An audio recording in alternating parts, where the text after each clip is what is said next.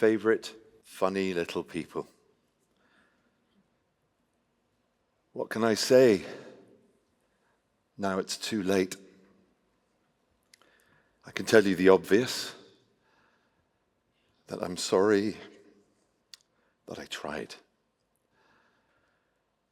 I can tell you how sorry I am that it ate me up, that even as we sat in bed with the nightlight on reading together about coral reefs and finding Dory, I knew there wasn't much time left for those bright and beautiful places. I could tell you that I tried, that even though it felt hopeless, I wasn't going to quit. I can tell you that this is why we always took the train, why I pestered politicians, why we changed what we ate, why I got myself arrested that time. But what I really want you to know,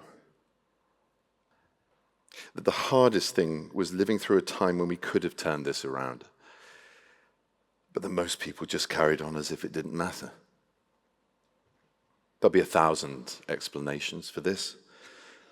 You'll hear that people were selfish, that we were trapped in a consumer culture, that our politicians were craven servants of fossil fuels, that the media didn't keep us informed, too preoccupied with dance contests, fashions, and trivia.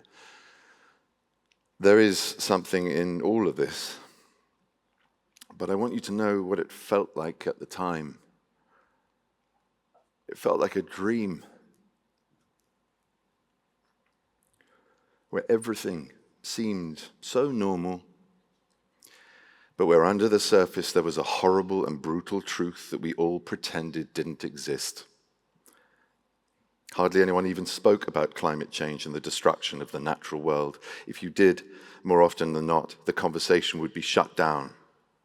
Familiar devices pulled out of nowhere to dismiss, sidetrack, and silence your concerns.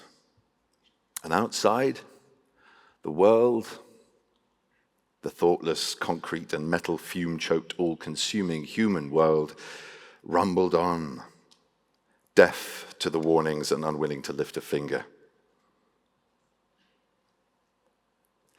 I want to tell you that I am sorry, and that I tried. Your dad, Stuart.